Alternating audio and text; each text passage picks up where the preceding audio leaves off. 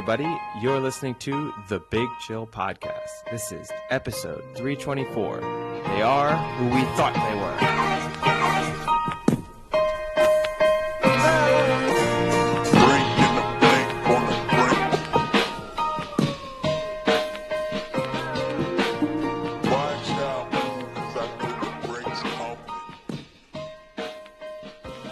Hello, Big Chillians, and welcome back to the Big Chill Podcast. I'm Frank, joined with Eddie, once again without Sam, but joined this week with Andy Reid's continued inability to put teams away when up, and Joe Judge's inability to discipline or coach a team that can fucking not go off sides on a field goal to win a game. So, welcome. Wow, an early swear. Just in case. Yeah. Just in case anyone had to get it right out. Anyone was wondering whether or not you could swear in the podcast, you answered that question right off the bat. Yeah, I don't know where to start. I guess, yes, Sam is still missing. We have to, I suppose, question his commitment to the podcast. Oh, now is he missing? He's missing from here. We can start a whole new podcast, Finding Samuel Jones. We can do that. In Mykonos. As a spinoff. Maybe he's found Richard Simmons there. Who knows? But okay, and I guess we'll start with the Chiefs then. Is that where we're gonna the jumping off point? No, before we get to football, because it's just gonna make me angry.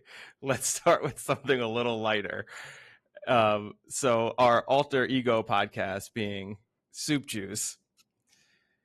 Two little tidbits. The first one, I'm interested to see whether you would go out and get it, because I actually think I might try it. Chipotle is putting out a new meat. The smoked brisket will now be available starting Thursday at all Chipotle locations. Is that because you're less likely to get salmonella from brisket? Is that a logic? Yeah, because it's slow cooked over a long period of time. Yeah. Would I try that? Yeah, sure. If I was at Chipotle, I'd give it a spin. I think that's a pretty hot trend, like the brisket tacos and brisket burritos. So that'll be interesting to see if that's pretty good.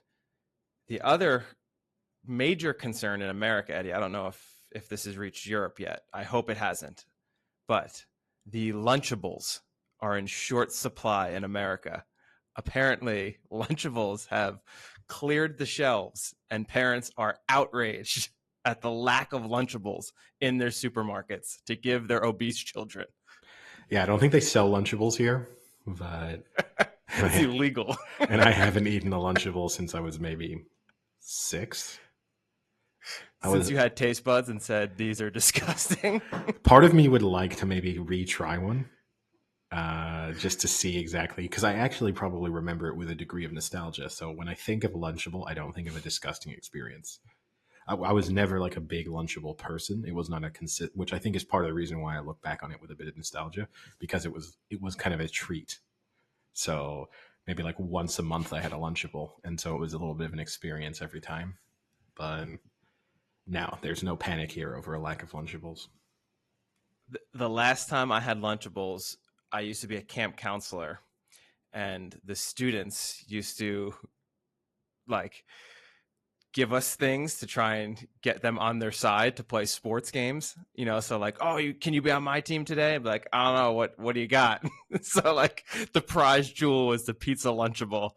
if a kid was willing to give up his pizza Lunchable, you would play on his kickball team or his basketball team or whatever. I've only ever had the classic Lunchable. That's all I've ever had. Oh, the pizza Lunchable. Now that's like the nostalgia to me that I remember it being good. I know it's not, but I remember it being good.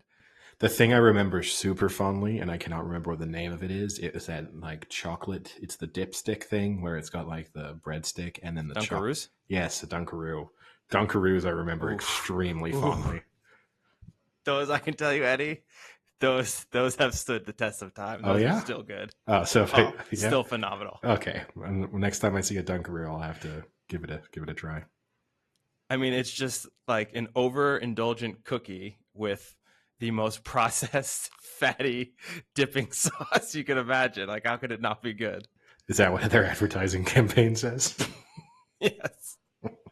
If your children isn't overweight yet, he will be after Dunkaroos. We promise. Which do you think Andy Reid prefers, Lunchable or Dunkaroos? He's probably a Dunkaroos fan. He's a sweets guy. He's not wasting his time with a Lunchable. He's just going to go right to Hamburger. like Big Macs. That's what he calls a Lunchable. A Lunchable is 3 Big Macs. Now, okay, we transitioned to Andy Reid. I'm going to come out and say I don't hold Andy Reid responsible for the Chiefs not winning. I think I hold Patrick Mahomes more responsible. The decision he made to attempt that pass when he was getting sacked, which led to an interception, which I think without the interception, they couldn't have lost the game just because of the time it would have taken the Ravens to drive down the field twice. The fact that they got the ball at midfield put them back in the game.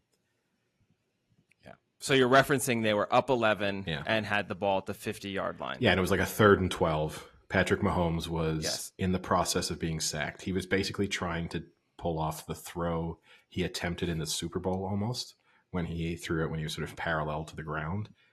He was attempting that, but whilst in the clutches of a defender.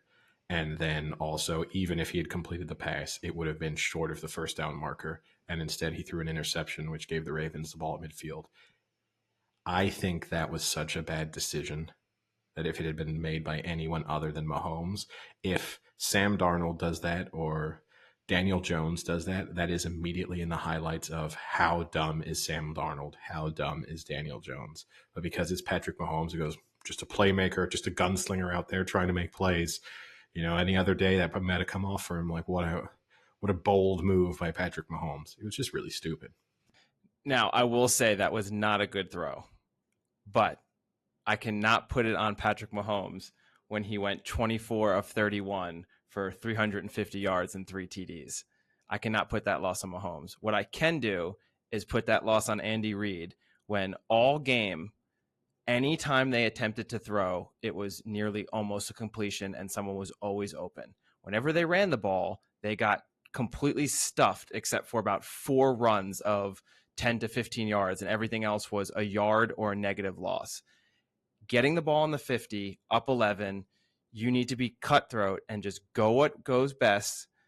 Do those passes, do the RPO that he does all day to Kelsey when Kelsey's wide open in the middle. Be aggressive and just put that game away. But no, what do? They run a terrible run for -5 yards. And then next play, instead of saying, you know what, you're right, that never works. Why do we continue to run? Let's throw. They do like a 1-yard dump pass that was like basically another run just to try and waste the clock out because they knew they could complete it. Instead of just trying to just cut the jugular and end it, they tried to run out the clock in the end of the 3rd quarter. I get Mahomes through that pick, and that was a shitty pick. But they shouldn't have been in that situation because if they just play like they need to score every drive, they score. But when they go out and they're like, guys, we need to score, they score. When they go out and say, we need to run time off the clock, they fuck up. And I'm tired of watching it. Wow, you are really worked up over this game. This huge week 2 NFL game that we'll be talking about for the rest of our lives. We will, because it'll be Mahomes' only loss in September ever. That's true, and he threw an interception in September. The Duke of Curse, we praised it a week ago, and he immediately it came to a crashing halt. Look, I think I agree to like they could have passed the ball all day in that game, in the same way that the Ravens could run the ball all over the Chiefs, and things went wrong for the Ravens every time. It was complete opposites. Every time the Ravens tried to throw the ball, something bad happened. Every time the Chiefs decided to run the ball, something bad happened. My bigger concern for the Chiefs is their lack of defense. I do also think they seemed very casual about that game as a whole. There did seem to be a little bit of a thought in their mind of, hey, as long as we get the ball last, we will win, which we discussed all last season, right? That they kind of went through last season in 3rd gear, and would they be good enough to step into 5th gear when they needed to in the playoffs? I think to a degree you could argue that they couldn't, because when they first faced their first real challenge, they got absolutely destroyed. So it would worry me. Which theoretically we want the ball last almost worked. Again, had it not been for running the ball. I understand that there's still this feeling in the NFL that you need to have the run game to set up the pass game. But after watching the Chiefs, I don't think you do. just do what you do best. Like if you pass the ball and that you get just don't score. That's all. Just tell Kelsey or whatever to catch the ball and fall down at the 2, Well, and then just kneel and run so out the this is clock and where kick. I'm You're a like, little bit. why are they running? I don't get it. This is where I'm a little bit sympathetic to the decision to run the ball when Edwards-Helaire fumbled it to effectively end the game. They needed to kill the clock because, yes, the concept of having the ball last works, but only if you have the ball last. And at that time, there was, 3 minutes left in the game? Something like that? 2.5? So if they had just, and in a sense, they were a victim of the fact that their first play on that drive was like a 25-yard completion that put them at midfield. They were going too quickly for a team that could not stop the Ravens. And you can say all you want, like, yeah, score and then deal with the problem. But when you have, honestly, their defense is just a massive sieve. Like there's just holes in it all over the place. So I wouldn't trust them with 90 seconds left. They couldn't stop. Lamar Jackson could have run for 1,000 yards in that game. I mean, they was just. No, it's true. So I just think, there's never been anything more certain for me, for example, than when the Ravens decided to go for it on 4th and 1 that he was going to pick up that first down. Like I couldn't imagine a situation in which they were going to stop him. But look, and the Edwards-Helaire fumble. It's just an awful fumble too.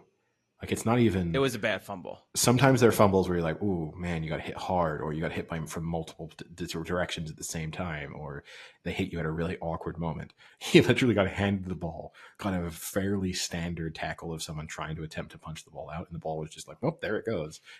That was terrible. It was bad. But even that drive, you're right.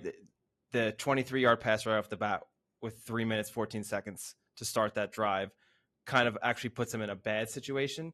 But they go 23-yard pass, 13-yard pass, 7-yard pass. They're now sitting 2nd and 3 at the Baltimore 32 with 1:40 left. Like you don't need to run there. Get a first down with another pass. But they need and then the time's down because Baltimore had I get you want the clock to run out. I get that, but the Chiefs can do that with their passing game. They can do, but you do run the risk. Whoever not to score. I know that this is one of those. This is one of where there's five incompletions all game. But this is one of those though where the outcome decides how we interpret what the decision making was, which is kind of not fair because say they throw for that first down, say they pick up 6 yards, the little post to stick to Kelsey, something like that. He just picks it up, nice, secure, 6-7 yards. They got a first down somewhere there then at the 30, something like that. The Ravens 30. So they're looking at a 45-yard field goal, which with their kicker is very doable. They'd feel like they were already comfortably in field goal range, but you'd still want a little bit more. It then leaves you in that awkward situation of, well, now you don't want to turn the ball over. And that might even be what they felt a little bit with the decision to run where they were, because they might have already thought, hey, if this is 4th down from where we are right now, we're comfortable attempting a field goal. And your combination of no turnovers, but also drain the clock. Look, you just got to blame. I'm not going to blame anyone aside from the running back who has an awful fumble for a fumble on a very basic run play. His first fumble ever. Also true, yeah. He's not exactly had a good career, but his first fumble. So in a sense, you might have almost been on the sideline. His second year. Sure, but he's had a decent number of carries. But yeah, you'd almost have told yourself, well, he's got a safe pair of hands. We can't really see worst case scenario. He's getting stuffed, which he was basically getting stuffed anyway on that play. Like they weren't all gaining. Game. Also true, all career fundamentally, but they weren't going to gain any yards even if he hadn't fumbled. But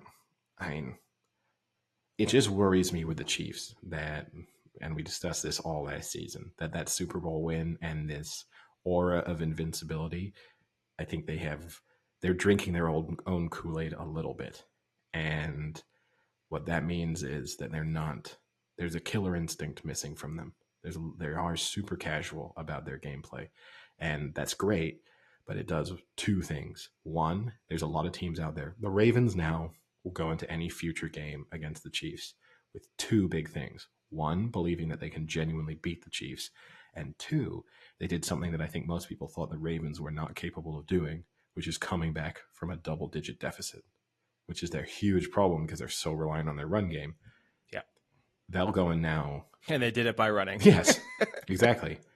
And so they'll feel really confident now in any future circumstance of like, if it's going into the fourth quarter, we're down 10. Don't worry, we've been here. We've done this. We know we can do this. And that would worry me if I were the Chiefs and against an opponent who you're very likely to play in the playoffs. And also, I just think anyone out there is starting to feel like, yeah, we can get to them. We saw them get demolished in the Super Bowl. We're seeing teams compete with them and beat them on a pretty regular basis. Like, we have a chance going against the Chiefs.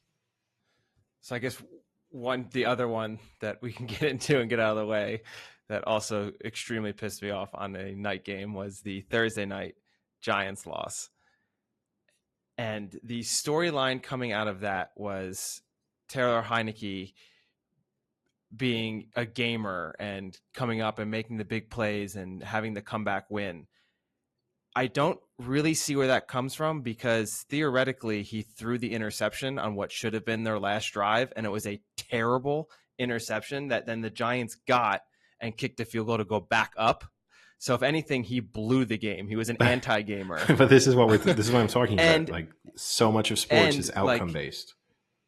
Yeah, I know. Exactly. And does Dexter Lawrence not jump offside, then it's completely turned around. It's Heineke had the ball with the game on the line and threw the interception to give up the game-winning field goal and couldn't drive them down enough to score. I mean, I think Heineke is in the sweet spot at the moment where he'll never be too overly criticized, because the reality is he was taking online classes to complete his college degree 10 months ago.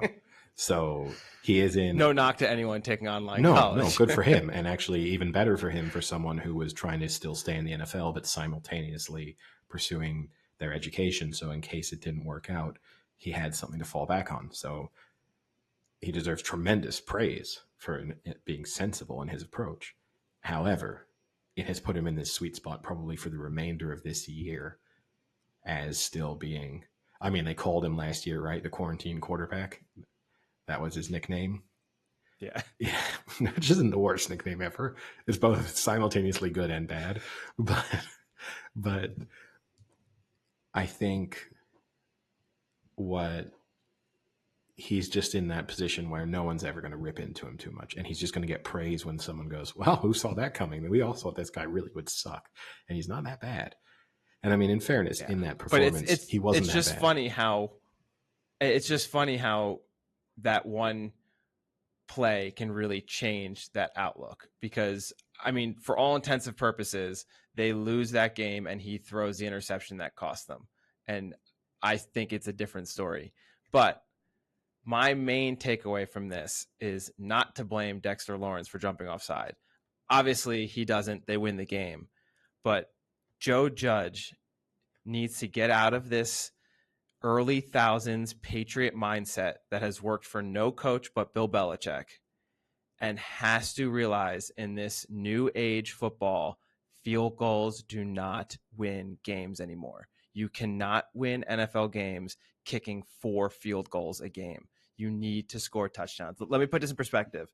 He had a 4th and 2 on the Washington 5, elected to kick a field goal. He had a 4th and 4 on the Washington 29, elected to kick a field goal. He had a 4th and 2 on the Washington 34, elected to kick a field goal. He had a 4th and 4 on the Washington 37, elects to kick a field goal.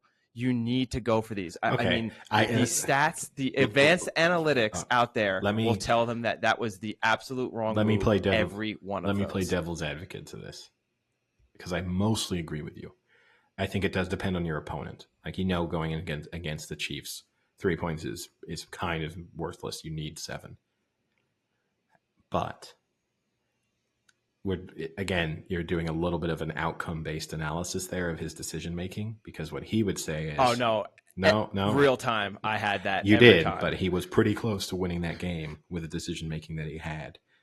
So you could say they probably should have won, even with all the decisions that he took.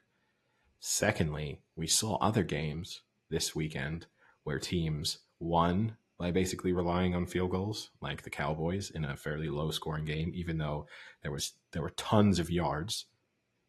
They ended up being a low scoring affair. And then also another team who openly turned down points. When you look at the Eagles against the Niners, I think that game almost swung on their decision to go for the Philly special on a fourth down in a play that just instantly fell apart. But I actually think if they'd just gone up 6-0 there, it would have the game would have felt totally different. Whereas as long as it stayed at the 3, it sort of felt like you're throwing your best shots at this and you're coming away with zeros, and we're getting more confident from that fact. So I do agree with you for the most part, but I do think it's contextual. And I actually think in that game against Washington, it wasn't awful to just take 3 points.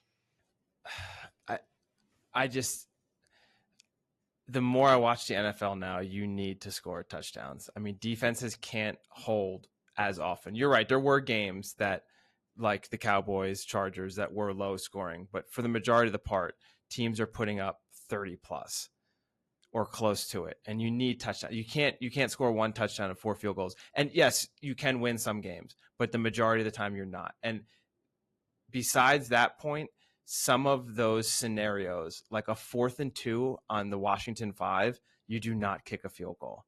You just don't do it. You go for it. Like the analytics on that are so insane. Look, I think it's like the argument for me, it's not the analytics.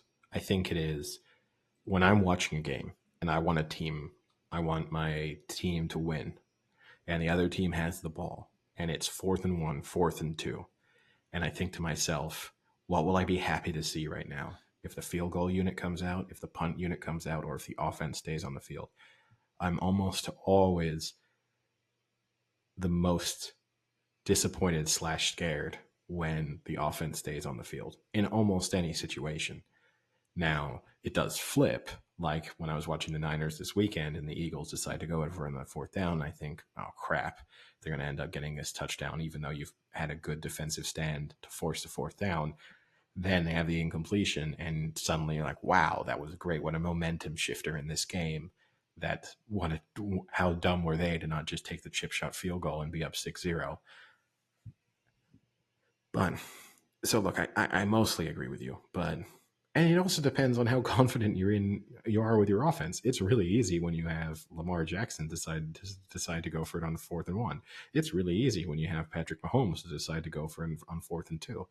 It's maybe a little trickier when you have Daniel Jones to decide to go for it consistently on 4th Jones. Now, Saquon Barkley had a good game. He had a pretty good game. I think Daniel Jones had a good game. I think good might be a stretch. He had a good game for Daniel Jones. No, he had a good game.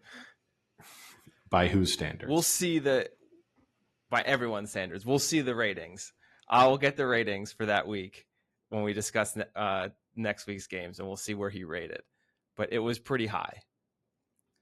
Shifting, though, from a offsides negating a missed game-winning field goal that was then made to a atrociously missed 37-yard attempt by the Minnesota Vikings.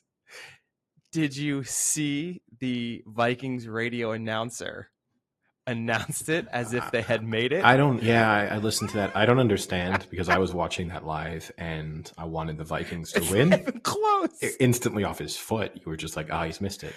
Like it started wider, and okay, it's only missed by a couple of feet, so it's not like he shanked it by miles, but it started wide of the upright and it was only moving away from the upright. So there was never a moment when it looked like it was good. It was so good too, because he's like, "It's good." No, he missed it. Like the change in the voice was so good. Oh, that was bad. Takeaway from that game, my only takeaway: Kyler Murray is now favored to win the MVP. Any chance? He's got a chance for sure, but I think the roadblock will be the possibility that the Cardinals don't even make the playoffs.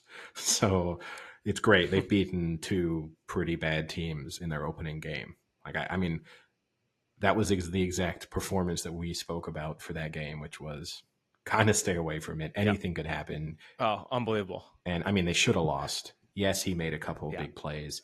At the same time, I don't know how to feel about him because his big plays are spectacular, but they're also awful.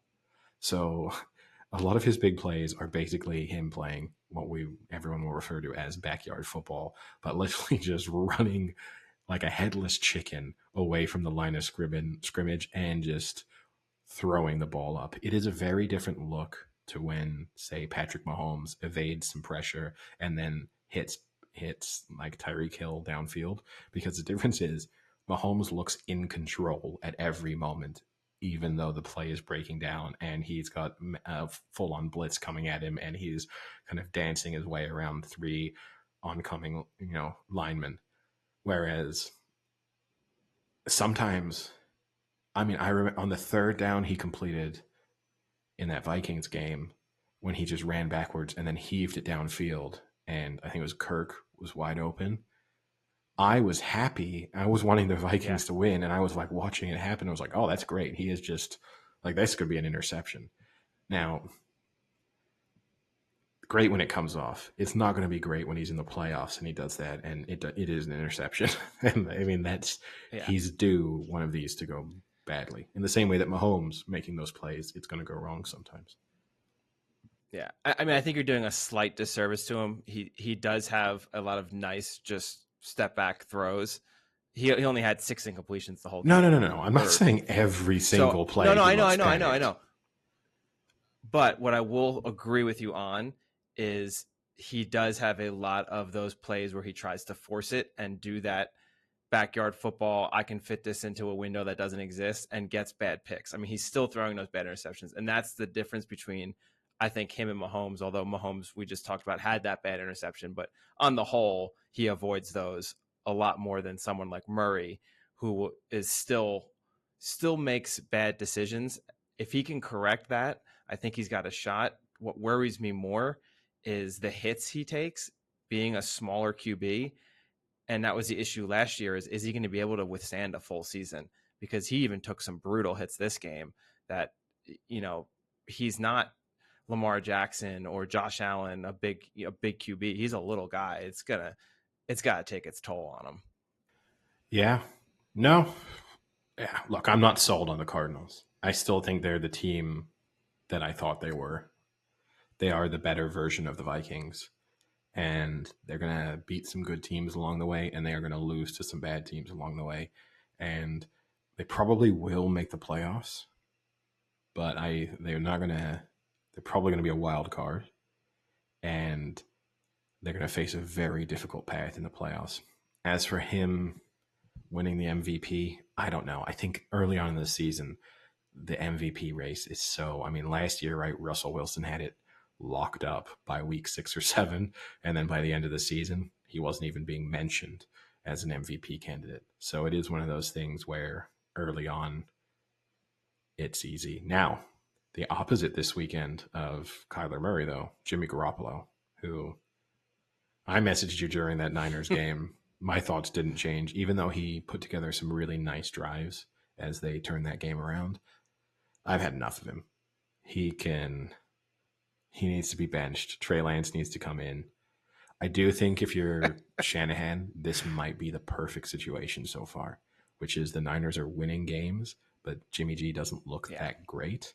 So it is setting them up to kind of get off to a nice start and have Trey Lance come in with maybe not as much pressure on him and ability to lose 1 or 2 games early on and not derail their playoff And give him hopes. some time. Yeah. And at the same time, it wouldn't be controversial right now if they said thanks for that run to the Super Bowl, but good luck wherever you land next. Yeah. So the issue with the Niners now is they've won the 2 games that they should have won to start. And now they have Packers, Seahawks, Cardinals, Colts, which is a tough stretch of 4 games. I mean, yes and no. So, They've owned the Packers in recent years. I've yet to see anything from the Packers this year that has really scared me. So I expect the Niners and the Packers to continue sort of have a replay of recent battles with each other. and the Niners to win that comfortably. The Colts, who knows?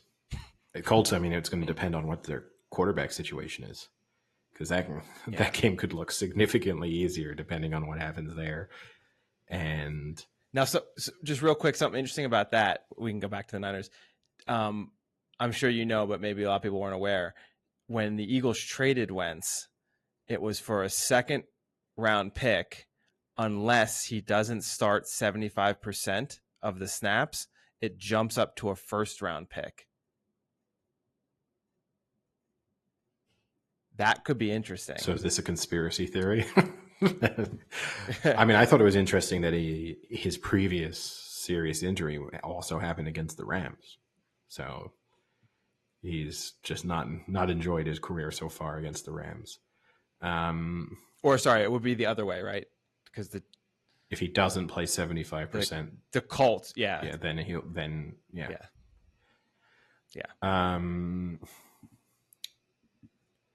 Yeah, I mean, it's just a mess for him. It just feels like. But I think going back to the Garoppolo, I mean, you're right. I went back and watched some of the highlights. He's like a less effective Alex Smith at this point, which is not what you want. He misses wide open receivers.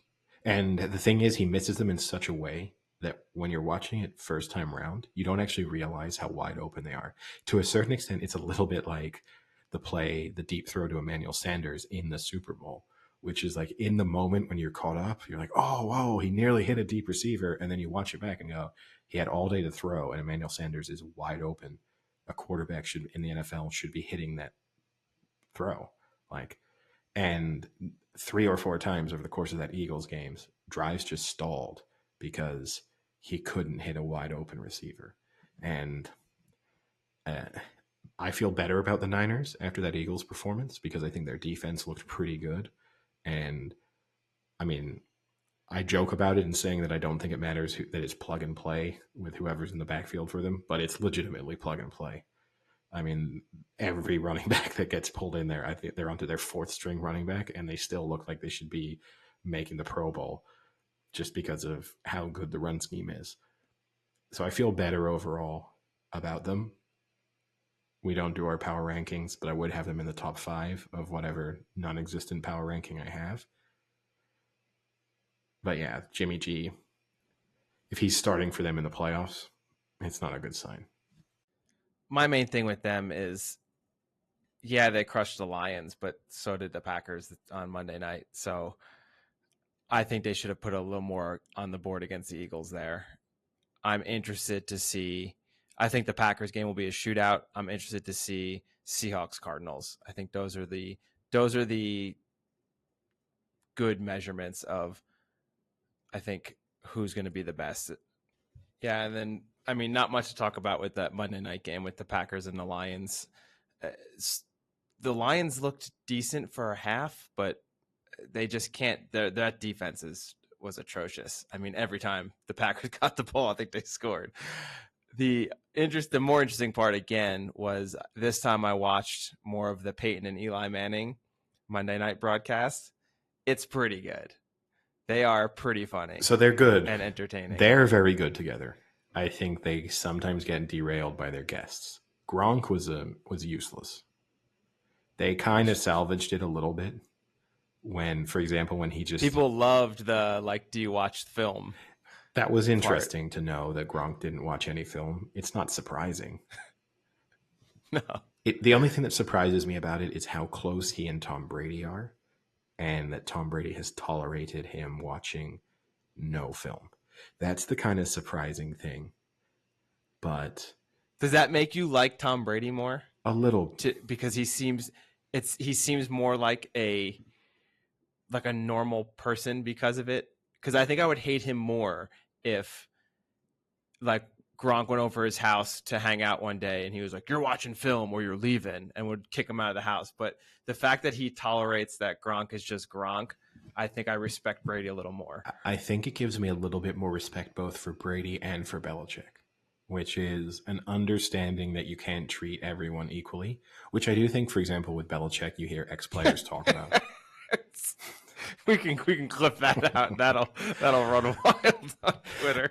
Well, yeah, I mean they've had that history of that as well, right? But if you're going to deal with different personalities, you can't manage them in the same way. And so what it does show is a degree of understanding there that look, the thing that makes Gronk, we probably kill it if we make him sit and watch game tape and take notes on everything. And the reality is we need exactly what he basically says he gets, which is Tom Brady goes to him and says, "Hey, this game, you're going to be able to exploit this weakness in their defense, and this is where we're going to look for you a lot, and this is the route I might want you to run regularly." And then apart from that, it's just like go and be you, get yourself open. Like if you're better than them, great, we'll win. If you're not, we're in trouble. He's probably also too, right? The other thing to throw into Gronk, I think he's fairly genuine, but he is also he embraces the Gronk persona, right? So The goofiness. is there an element here where he watches a little bit of game tape, but he knows it's funnier if he says, "I don't watch any." I wouldn't throw out that possibility. I mean, there's no way he can't watch game tape because, I mean, half of the practices are them in the film room, and he has to be at the practice. Well, he did say that. So he clearly watches game tape. He did say that in the tape, in the interview. He said, "I watch game tape when we watch it together." But he's basically saying outside of that, he doesn't watch anything. But I think the Manning broadcast is great. It's just the guests a little bit that can take it off. Gronk was Did you see the Pat McAfee? I mean, part? Pat McAfee, I've had enough of him. I don't need him. Surprise, surprise, he had a sleeveless shirt on. Yeah, and surprise, surprise, he had to scream way too loud into his microphone when someone had a mediocre punt. And yeah, I appreciate him trying to encourage people to be interested in an aspect of the game that they normally wouldn't be, and where they underappreciate the level of skill or dedication that it takes to be a really good punter. I'm fine with that. But we also don't have to treat every punt as if it is like the Russell Wilson interception in the Super Bowl. Like there is, it's just like, that was a punt. Cool. Pretty good one. His story, though, of Peyton was pretty classic. Did you hear his gambling story? He's told that story so many times. I mean, that's the other thing Pat McAfee has done, right? He has made a career out of being someone who knew Peyton Manning. Like that's how he kind of spun his whole. I mean, fundamentally, right when he started his stand-up career, it was, "Hey, let me tell you funny stories about Peyton Manning." And as long as and basically, if I have a stand-up gig in Indiana, or in Tennessee, or in Louisiana, I'm going to sell those venues out because people are going to want to hear funny stories about Peyton Manning. And he's managed to spin that into a much bigger existence. But the number of times I have heard him tell the gambling story or everything else about first impression of Peyton Manning, I mean, retire it. But Peyton's response to that story was pretty good. Because for those who haven't heard the story, although Eddie's heard it dozens of times, basically Peyton Manning rented out half a casino and they were gambling, and McAfee was going back to his hotel room to the elevator, and there was a roulette table right by. So he had a few chips left, went to go play on the roulette, and before the wheel was spun, Peyton Manning popped out. And as he's walking by, he's like, "Hey, how about that number 18?" And then instantly everyone that was at the table just unloaded onto 18, McAfee included. And then it spun and 18 hit and everyone won and went ballistic. And Manning just kept walking. And Manning tells the story. He's like, I do that every time, and it's the only time that has ever worked. He's like, but it only needed to work once. Yeah. Which is, again, why Peyton Manning is an appealing person. Because he kind of pokes fun at himself and kind of dispels some aspects of the aura that surrounds him and is happy to be the butt of jokes.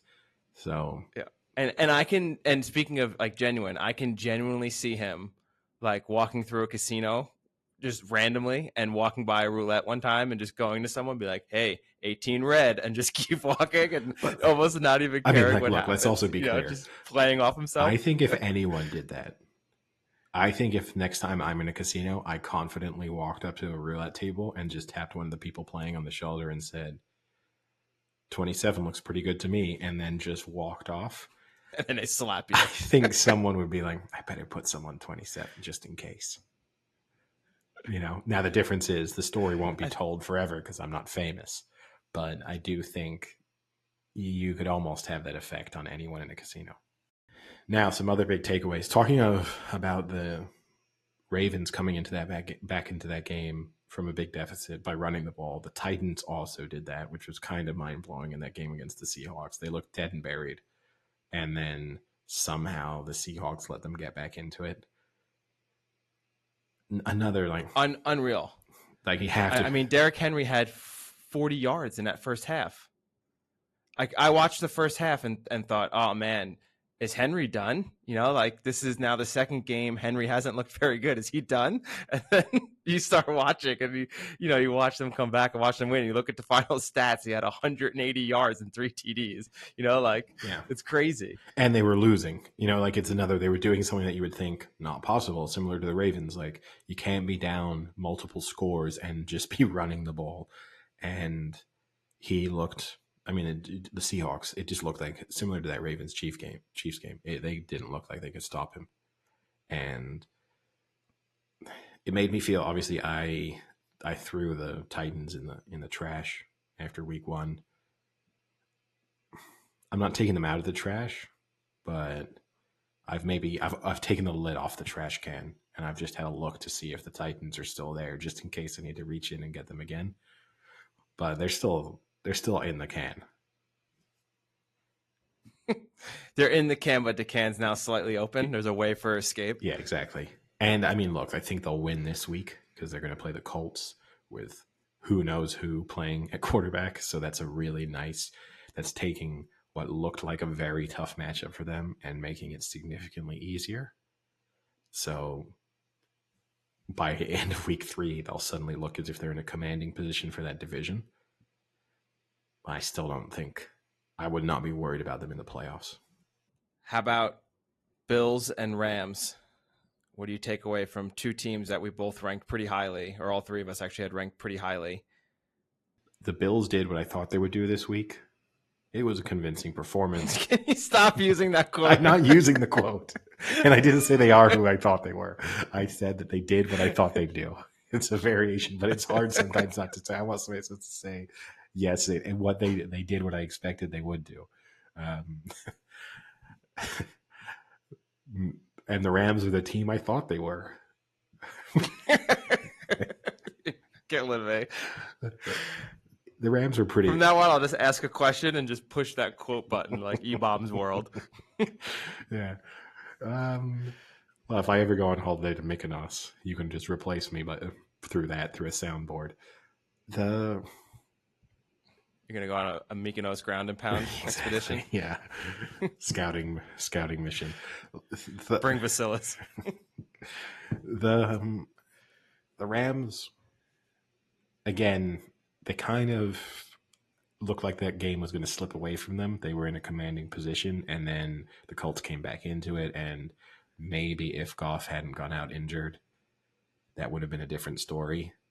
It's still a good win, and at times, their offense looks so good that it's terrifying. Just the speed at which they were able to put together. Suddenly, they'd score a touchdown in the blink of an eye.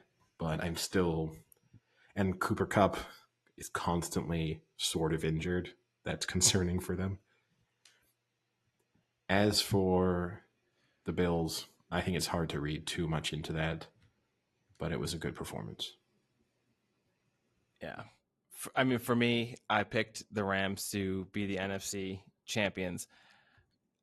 I am slightly worried. I thought they would look a little better than they're looking. And it's kind of the defense. Aaron Donald is still just insane. I mean, just watching him play, it's so amazing. He is just dominant. But the rest of that defense hasn't stepped up like I thought they would. And it kind of angered me that last play to end the game, Jalen Ramsey made that pick, and everyone for some reason just I think people are afraid of Jalen Ramsey to say something like negative against him because he's just going to bash them on Twitter. But the praise he got for a ball that was overthrown 13 yards right into his chest, basically. I mean, it wasn't a good interception. It was just an atrocious throw. And Jalen Ramsey happened to be the guy standing there. But, you know, it is nice to see that their offense looks good and that Stafford seems to have fit right in and is playing super well. The Bills, I think that was a good comeback win after a disappointing week 1, and hopefully that will put them back on track. But it's another game where Josh Allen played well, but not spectacular. So after 2 weeks, the consensus kind of is that he hasn't progressed. He's kind of stayed the same or even regressed a little, especially with the completion percentage and the deep balls, not as effective as they were last year. And that was kind of his MO coming in to the NFL, right? Was his completion percentage isn't that great. And then he seemed to turn the corner, but now it seems to be regressing a little bit. So that's a little bit of a worry. The other thing that you mentioned was, had that game been different if Carson Wentz had went out? And that brings to mind for me the Cleveland Browns and the Texans. The Texans, who were up 14, were they up or was it tied? Was it tied 14-all? I think, half, yeah, it was maybe? Tied 14-all. Yeah. Tied 14-all, and Tyrod Taylor was 10 of 11 for 125 yards, a TD, and I think a rushing touchdown too. Was looking great and never came back on the field after that rushing touchdown when he pulled his hamstring. And then after that, it was game over. That worried me a little bit about the Browns there, to kind of let the Texans come in and I don't know, play a great first half. Yeah, I think it's hard to judge a team. There's a lot of times you see a mediocre to bad team hanging around for the first half, and it's usually in the second half where a team really starts to separate. So I'm not going to read too much into that. I think the Texans are better than a lot of people thought they were going to be. They're not a total train wreck of a team. Damn right. But Texans. but at the same time, I think the Browns were getting the job done, and I think it would have been a similar result even if Tyrod Taylor had stayed in. Is there anyone getting more bad beats in the past few years than Tyrod Taylor? Like, you got to feel bad for this guy. Yes and no. I guess you could also argue he's either the worst starting quarterback or he's the best backup. I don't know where he falls kind of in that on the spectrum, but I mean, I don't know if he's the worst starting quarterback in the NFL right now. Who's worse? Legitimate starter, not started a game last week, but like the team's number one starter if everyone's healthy. Who's worse? I think he's better than Fitzmagic. Is he better than Heineke? I think he's better than Jalen Hurts right now. Oh, that's tough. I think he's better than Zach Wilson right now. We can get into that later. Zach Wilson, he's done. Stick a fork in that guy. Like, he want to be in the NFL next year. He has not looked good. Let's put it this way. It is not what you would be hoping for. But again, look, it's a topic we kind of touched on to a degree last week, which is we suddenly have this expectation that college quarterbacks are going to be able to come in and be instantly in the top, say, 50 percentile of NFL starters. Yeah. And that's a fairly new phenomenon. And I don't think it's always the case. And no. Zach Wilson is also on a very bad team and has basically every. It doesn't help, though, that he played another rookie QB who outplayed him. No, but he was playing against the coach who is the rookie QB killer. So yeah, and everything else. I mean, that's a good Patriot. I think I saw that on Crime Junkie. That's a good Patriots defense. It's obviously the Patriots on offense have more weapons around Mac Jones than the Jets have around Wilson. And then also on a coaching matchup, I mean, the deck is stacked heavily in the Patriots' favor. The real question there is from a coaching perspective. That could be a head coach who I don't know Sometimes you have that temptation if you're a coordinator to jump at the first time you get offered a head coaching position because the fear is that it may never come around again. And I do understand that because there's a moment when your reputation is really big and you're one of the kind of hot names that's getting mentioned as being linked to every job. And if you don't take them that time around, people forget about you, even if you continue to excel. But I don't know if jumping at the Jets was the smartest decision for someone, particularly a defensive coordinator, because there's going to be a lot of ugly losses over the course of the next season or two. And such a highly rated coach. I mean, he was top 2 or 3, sought after coaches in the NFL. He could have held out and got a much better job. And similarly, too, year. yeah, and also in a really good position where he was. So you would have said you're probably going to be on a Super Bowl contender, so you're going to keep yourself relevant. It's not as if, well, you were the defensive coordinator on a team where you're like, oh, we're going to be bad, and so I'm going to get hurt, not by me being bad, but by the team being bad. Whereas this was more of a situation of, oh, your stock might continue to rise because there's a chance that you're in the NFC Championship game or the Super Bowl, even if you don't actually do that much well. Yeah. Yeah. But yeah, I mean, Zach Wilson, just those interceptions. Some of those interceptions were some of the worst thrown balls I've ever seen in my life. I mean, that was not pretty. But yeah, real quick, just to get back to Tyrod Taylor, though. I mean, he lost his starting job to Nathan Peterman, who I don't even think is in the NFL anymore. He then got his lung punctured by by the doctor in LA, and that ended his season there. And now he just has like a hamstring pull scoring a touchdown, like an untouched hamstring pull. It's unfortunate. I mean, I think he could be a decent QB. I mean, yeah, you're right. He's not a top 10, 15 quarterback, but he could be a top 20. It's a bad beat. Yeah. Again. Yeah. Other takeaways from the weekend? Kind of. I'll give you a quick one here. Denver 2-0 for real or pretender? Well, you know why they're going to be a pretender? Because they're going to be my survivor pick this week. So it's going to burn, the Broncos bubble will burst as soon as I have pinned my survivor hopes on them. So for context, Could anyone have a better 3 games? Yeah, it's Giants, Jaguars, Jets. It's a great start in a tough division. It's a great start. And also a great start with the context that other teams in their division have started well. I mean, the Raiders have started well, even though the Raiders had on paper what looked like a difficult opening 2 games. So I think they're not, I don't think they're for real. I think they are what we thought they were. What did you think they were, Eddie? A pretty good defense and a team that won't shoot themselves in the foot too often. They're pretty efficient, well coached, do a lot of the things right, but are a tier below the really good teams in the league. Now let me go right down that division then. Raiders 2-0. Are they for real or not? Well, historically, right, they fall off a cliff after Thanksgiving. So until they have a good run, until they win some games in December, I guess the jury's out.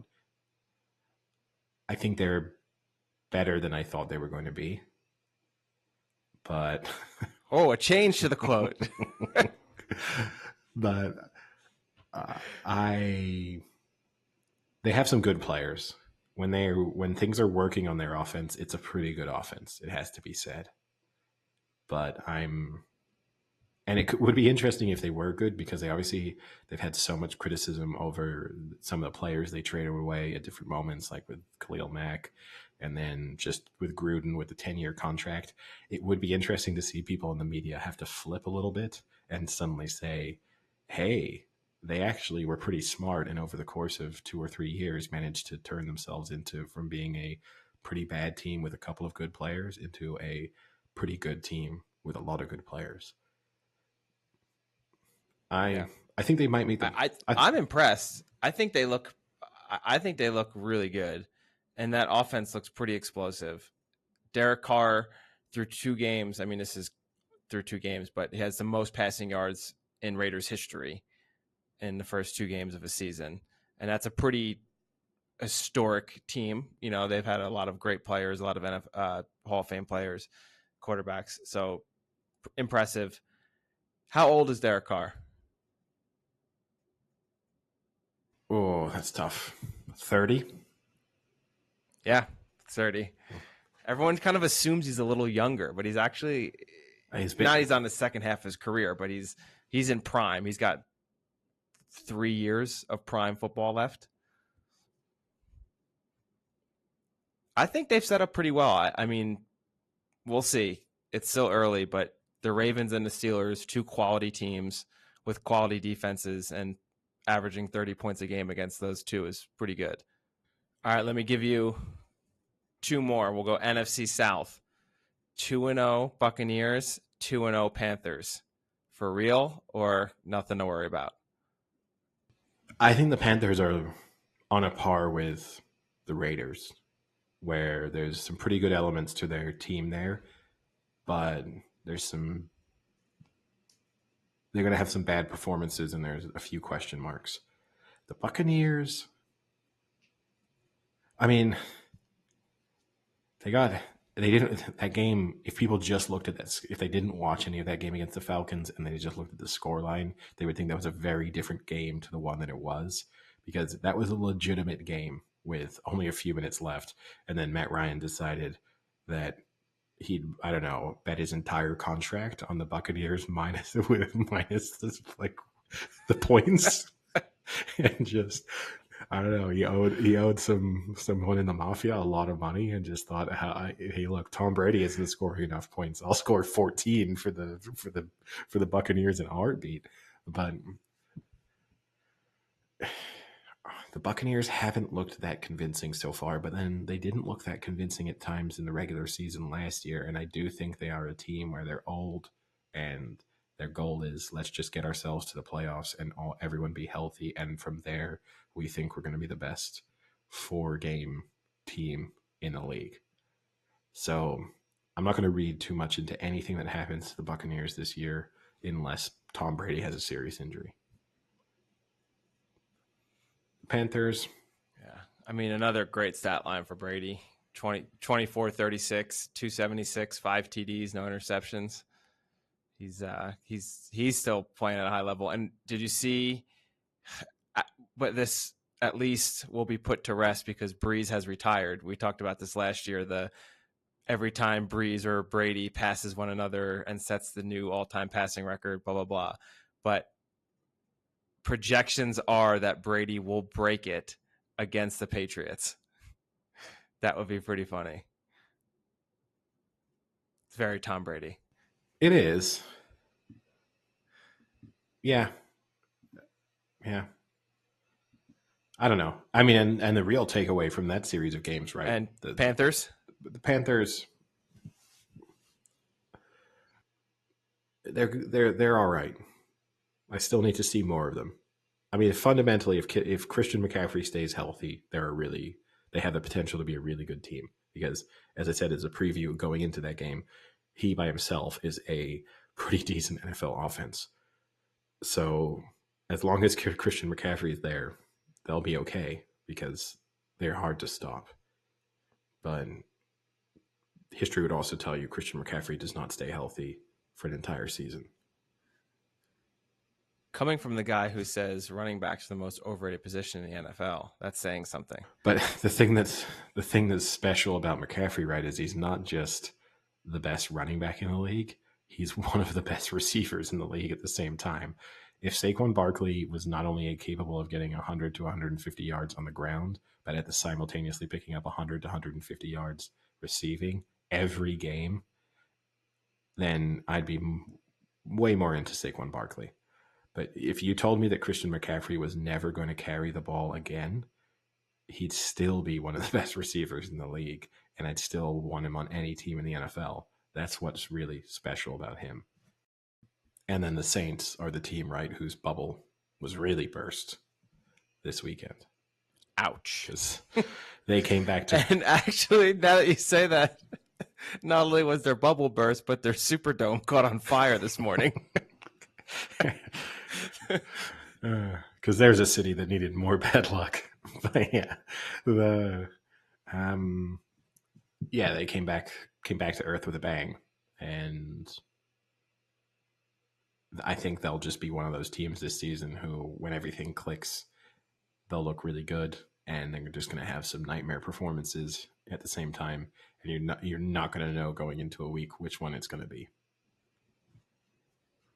What else do you expect from Jameis Winston? Yeah. Now, as our wrap up to this week, reacting to the week 2 of the NFL, do you want to know, because we didn't actually say how we performed in the week 1 predictions? Do you want to know how you performed with your week 2 picks and where you stand after 2 weeks of predictions?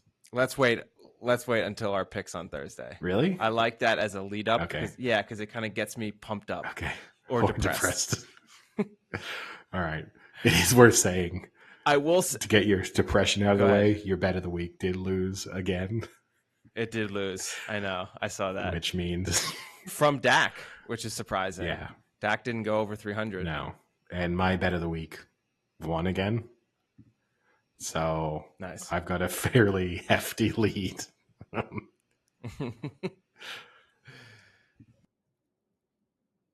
Yeah. So I guess switching gears from the NFL, those who listen regularly know we are big fans of Ted Lasso and do our episode by episode review.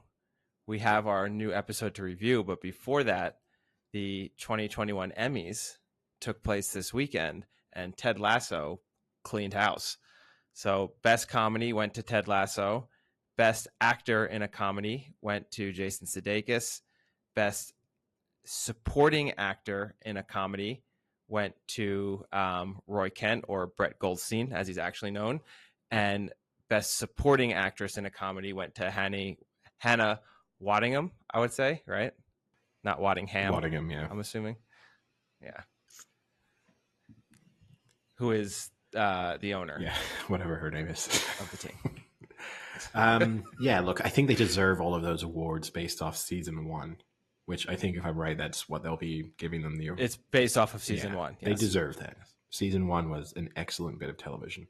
So they 100% deserve those. And I also can't think of any other really great comedies that have taken place over the last 12 months. So, yeah, fully deserved. I would be disappointed if they pick up a similar number of awards for season 2. But then I also worry that the love. I think they will, because the Love Fest has started, right? The full Ted Lasso Love Fest is in full effect, and so yeah, there's every chance that it doesn't even matter how good they are at this point. It's just everyone's going to say nice things about Ted Lasso. Well, I will say without doubt, Brett Goldstein is a shoo-in for best supporting actor in a comedy series, because if anything, he's what's bringing this show at least to a higher level in season 2. Is the Roy Kent character is just crushing it, which we can take as a lead into this episode where the Roy Kent character was not featured. And I want to preface this by, I did not know this originally, but season 2 was originally 10 episodes, just like season 1. But Apple saw how well season 1 of Ted Lasso did and requested an extra 2 episodes. But they had already filmed and wrote the majority of the episodes. So the way they addressed this was by adding 2 standalone episodes. Can I guess? That didn't really address. Can I guess which ones? Yeah, go ahead. The Christmas episode and this episode. Yes. And exactly the 2 worst episodes of the season. Yes. And it's unfortunate because you're right. I don't think they are the best episodes, and they're not needed because they don't pull the story. Some people love episodes like this. Some people think these like one-off episodes that have nothing to do with the whole season plot lines are like the greatest episodes. I'm a little torn on this one. I didn't love it, but I didn't straight up hate it. I didn't know what to think of it. I think Yeah, was so. The other thing before we start is this was so the Christmas episode was definitely a Love Actually based. There was like 4 separate scenes that tied in Love Actually. This one was from a 1986 Martin Scorsese movie. I forget what the movie was called, but supposedly it's almost like highly based off of that movie. It's like an ode to that movie. This is what we've talked about previously with Ted Lasso, is these 40-year-old white male references that fly over the heads of most people, because I don't know how many people have seen this 1986 Martin Scorsese movie that isn't very highly regarded. So that was lost on me. I had never seen it. It made no sense to me until I read afterwards that that's what that was trying to do. So it made reference to or paid homage to the Scorsese movie After Hours, which Yes, because even the name is After Hours with Coach Beard. it's Beard After Hours. It's the name of the episode. Or sorry, Beard After Hours. Yeah, so they've made it very obvious there what the intent was. And you can feel that, again, I didn't know what the references were when I was watching it, but you could tell that, yes, this is obviously following something. Like there are references like here. The keys. Yes, the consistent use. Yeah, that was from the movie. And I had just blew right over my head. I had no idea why he kept losing his keys. That was supposed to be humorous or funny, but that's apparently from the movie. And the whole noir feel of it was also from the movie. Which I find frustrating, to intentionally make a show with references that most of your audience is not going to get, when on the face of things you are a very basic comedy. And I don't mean that as an insult, but there are shows I watch for intellectual stimulation, and where I go into it saying I'm going to try and appreciate the references and the nuances of what I'm watching. And then there's Ted Lasso, which is a show about an American football coach coming over to manage a Premier League team and saying dumb things over the course of that time. So it bothers me a little bit. It also bothers me, this episode, as I've touched on before, this way that it feels like a championship team who now has this responsibility to give everyone the ball. And this was, here's Coach Beard's chance to have his moment in the sun. Everyone thought he was a great character. Here, let's let him drive the bus for a little bit and see how it goes. And I didn't love it. I didn't feel like aspects of the character were consistent with the character we've seen develop over a season and a half.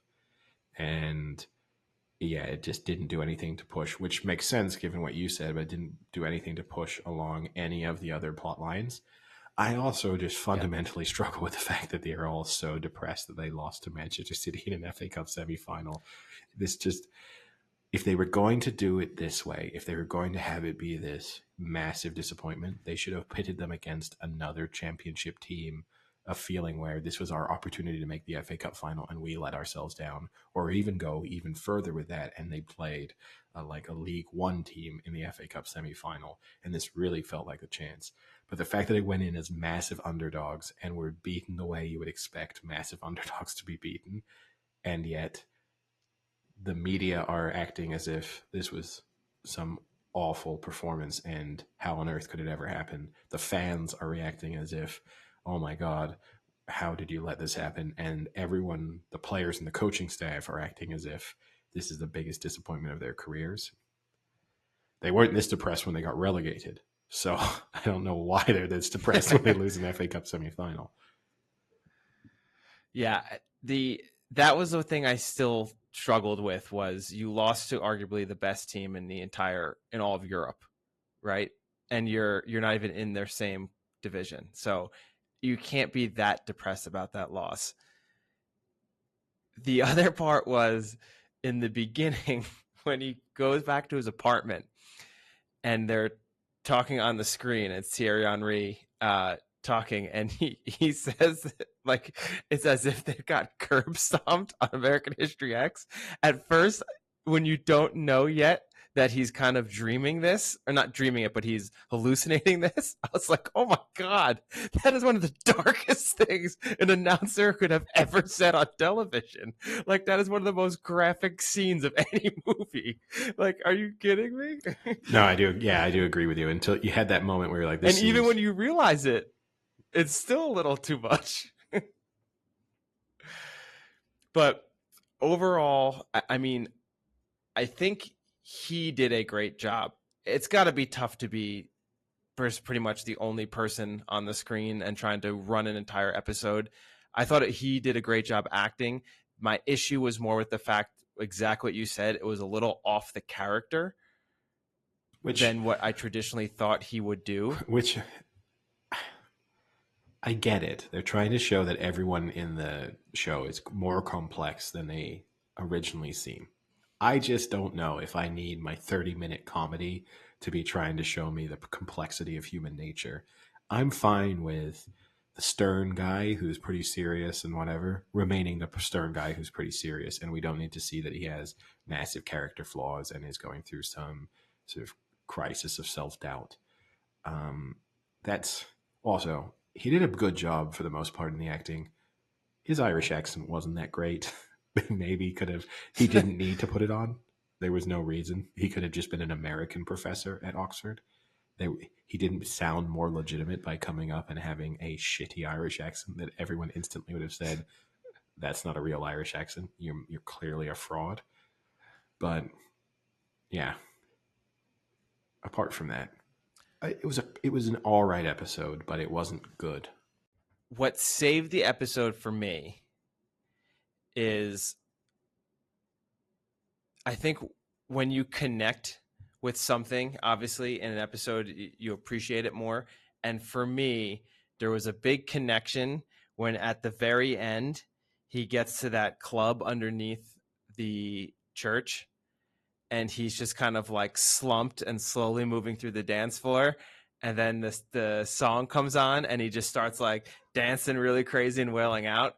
Because for me, I like personally, when we used to be going out in Paris, there was times where like you personally would drag me to a bar and I would just be exhausted and dead and just like, oh God, like I can't do this anymore. And then you kind of just go into the bar and go down and all of a sudden like a song comes on and it just like kicks you into gear and you just start feeling it and like lose it.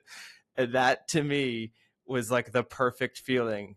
Like that was a great representation of that feeling I used to have at times when, you know, you just don't think you can do it. And then the song just comes and you just lose it. And he did a really good job of that. Like I felt it in that scene.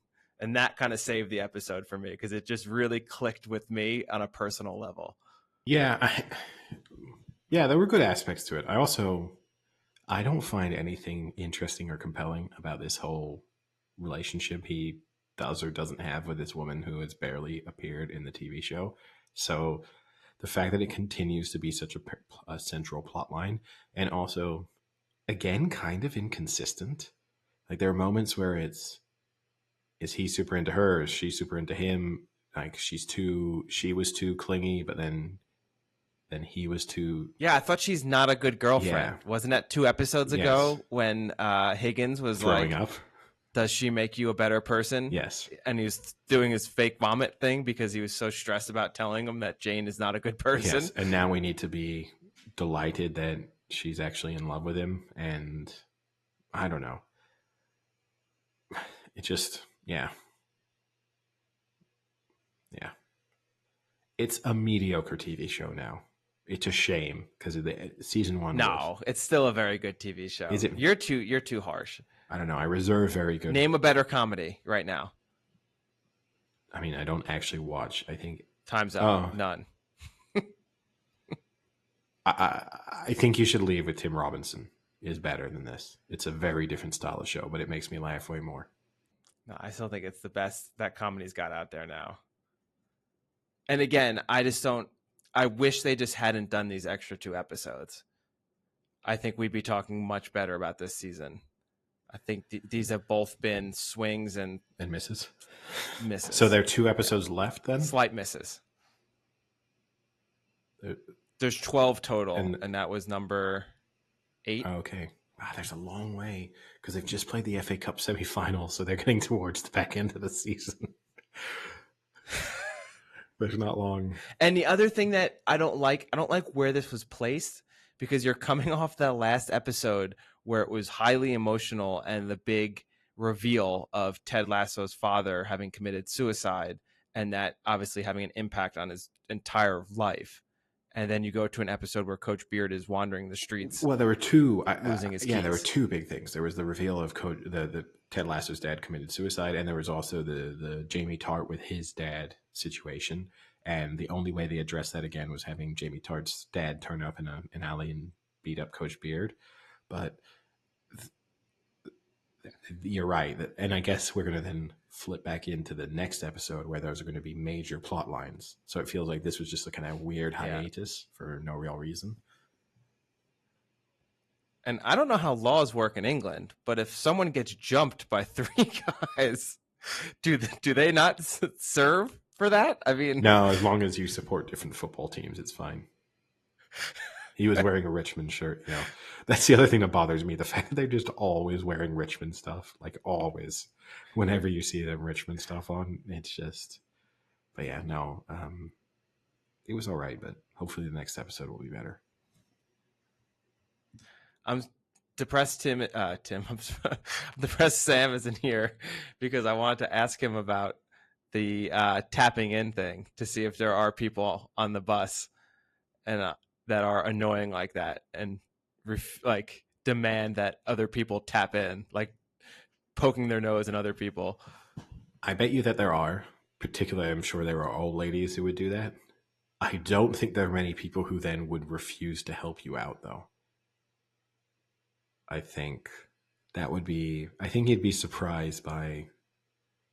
That being said, the other day when I was in the metro in Paris and I didn't have any credit cards or debit cards on me, I had to try and buy. And I only have Apple Pay. I thought that I would be able to buy a metro ticket with Apple Pay. I thought like it's 2021. Apple Pay is pretty much accepted everywhere. I knew that you wouldn't be able to use it on the machines, the like ticket distributors built into the walls. But I thought if I went to the kind of the kiosk, I would be able to use it on the card machine there. I placed my order, went to pay, and the woman working there told me I was far too ahead of my time to try and. Did she say those that? were her exact words. I then offered her. There's this app called Lydia here. It's similar to what's the app? Venmo. Yeah, similar to Venmo. I was like, if I send you €2, can you just buy me a metro ticket? And she refused. I was like, I'm happy to send it to you before you give me a €2 coin. She was not willing to do this. Yeah, maybe she'll get fired for that. Maybe. Yeah, I mean, I can understand. I was then tempted to ask some tourists who were kind of milling around, but then I felt like if I were them. Oh, man, that would have reached a low. I would have felt like if I were them. You have €2. I would have felt like if I were them, someone was trying to scam me. Even if it was like, can I just have a €2 coin, please? Or can you just go to this machine and buy me one metro ticket? I would have felt like a. You rob them. But I'm a gentleman robber. Now that you've purchased your metro ticket, I will leave with you with that so you can get home safely. Excuse me, dear sir. Can you please pull out your wallet and open it in front of me so I can steal your money? And preferably, can you use it at that machine so I can also see your PIN code before I take it? Because that would make my life a lot easier as well. In other news, I don't know if you saw, Apple TV has a new movie coming out. It's finally not just going to be the one same movie they're trying to ram down your throats. What's this new movie? Also with Tom Hanks. So I'm assuming Tom Hanks signed Really? Yeah, I'm assuming Tom Hanks signed some year TV deal with Amazon. But it's a movie about Tom Hanks as some sort of scientist after a solar flare has basically destroyed the Earth. And it's just him and his dog, and then he builds a robot, and it's the three of them surviving.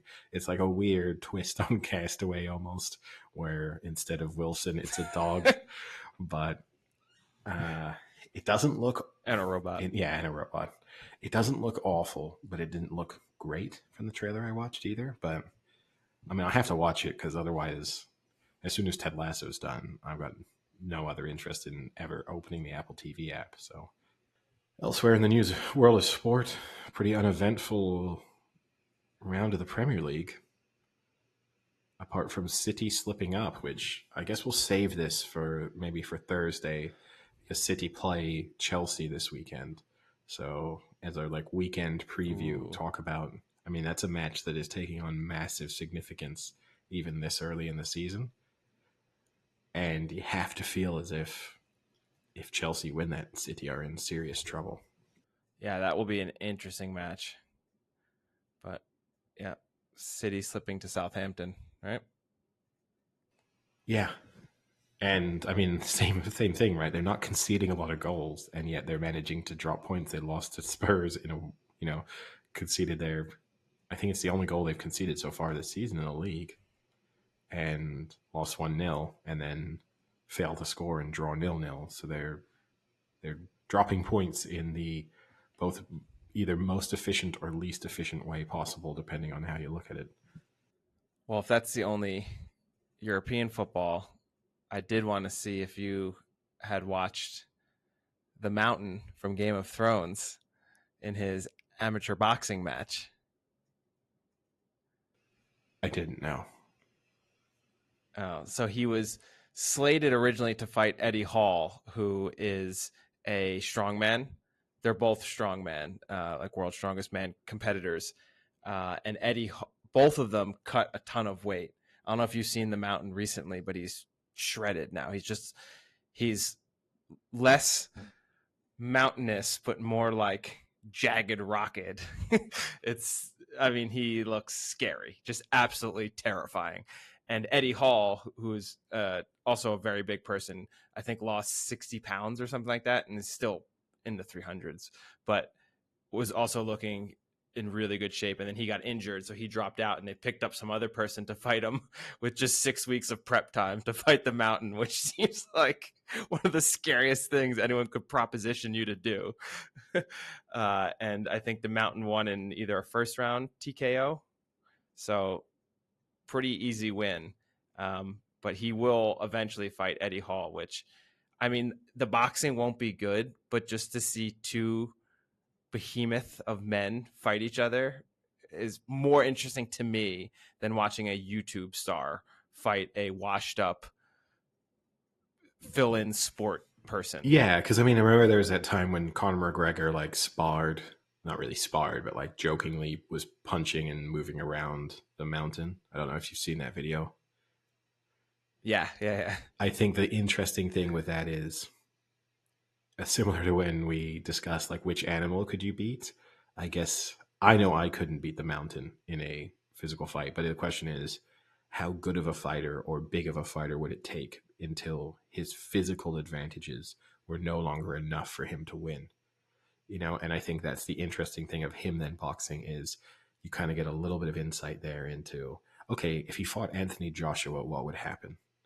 If he fought Tyson Fury. Now, I guess the downside to that, like Joshua and Tyson Fury and all them, they're also huge people. So he probably wouldn't even have that much of a physical size advantage over them anyway. But you do wonder, okay, could like could the best middleweight boxer in the world beat him in a traditional boxing fight and things like that? So there's that twist that makes it interesting, but yeah, have to see. So just to put context in, the Mountain is 6'9", and he, during his Game of Thrones World's Strongest Man, would weigh in at about 205 kilos, which is about 450 pounds. He cut down to 146 kilos, which is 320 pounds. So he lost over 50 kilograms of body weight. That can like barely be healthy. Yeah, I mean, actually, he's now really healthy because he has no fat anymore. He's just completely shredded at 6'9", 320. And so what, for if you example, look at the pictures of his pre-fight, Anthony he's Joshua, scary. He's absolutely scary. Anthony Joshua's what, like 6'7", I think? Yeah, 6'6", 230. So he's got an extra 3 inches and an extra 80, 90 pounds on him. Yeah. I mean, I'd be more interested in a way in seeing him be in like UFC, and could he just basically sit on people? That would be the interesting one where, Like Brock Lesnar. yeah, like if he literally just decided, no, I'm just going to try to starfish on top of you and it's game over just from that moment. But anything else from the weekend that caught your eye? Well, the only thing was Penn State looking good. Shout out to our friend Chris Furlong, who is a avid James Franklin hater and has coined the term Franklin is a fraud, along with my dad. I'm in a group chat with the three of them, and the only messages that go through the group chat are usually every 6 to 8 months Franklin is a fraud. But he pulled through and beat Auburn, and now Penn State is ranked number 6. So they have an outside shot right now to make the playoff. Usually one Big Ten team will do it, and Iowa is ranked 5th, and they play each other in 2 weeks. So the winner of that's going to probably move into the top 4, or if not, sit in 5th and wait for one of the other ones to mess up. And Ohio State looks as bad as I've ever seen them. So yeah, I missed most of college football because I was in a wedding on Saturday. So I caught the back end. I got home at around 4 a.m. my time. I caught the back end. I watched some of the UCLA Fresno game, which was like kind of a crazy ending. Fresno State won that. But yeah, I missed almost all of the college football on Saturday. I mean, the Alabama game was great. Florida came back and missed the 2-point conversion to tie the game up at the end. So Alabama escaped that, but Florida is they're a decent team. So, and Oklahoma just barely escaped out of Nebraska, or they were in Oklahoma, but barely beat Nebraska, which was not impressive at all.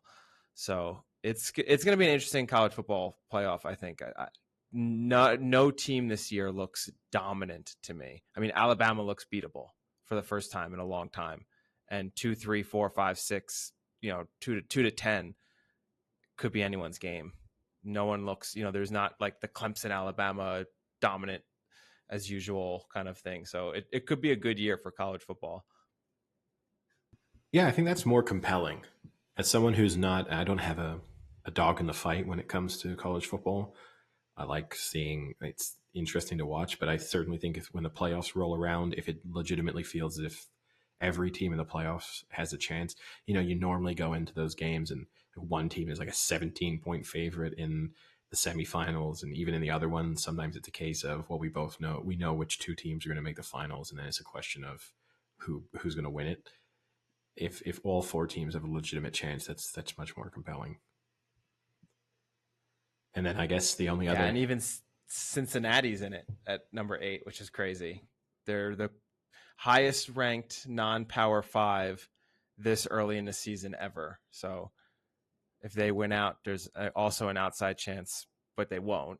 But they say there's an outside chance that they could make the playoff and be the first non-Power 5.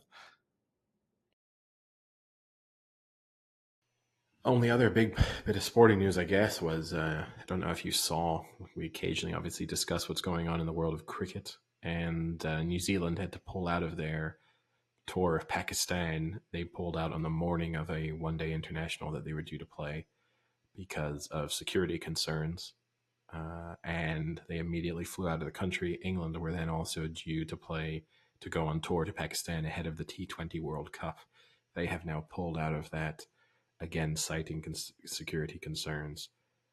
So, for listeners who aren't familiar, Pakistan didn't host any home international cricket for, I think it was 7 years. There was a terrorist attack there. I think it was in 2005 when it was the Sri Lankan bus, I believe, going to a test match was attacked on its way to the stadium, and they didn't host any international matches at home for those 7 years, and then it took it basically until around 2019 until they were sort of fully established as having any country comfortable being coming to play in Pakistan. So could be a long time until they are hosting matches again. In all likelihood, be playing in Dubai or Abu Dhabi instead of in Pakistan.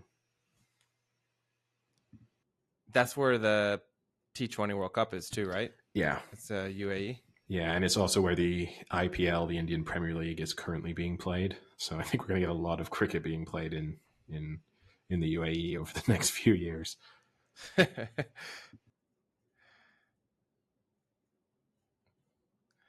right. Well, I think we should wrap it up there, and I look forward to our Week 3 NFL preview next episode. Yeah, and the return of Sam, hopefully. Maybe. All right. Talk to you later. See ya. Cheerio.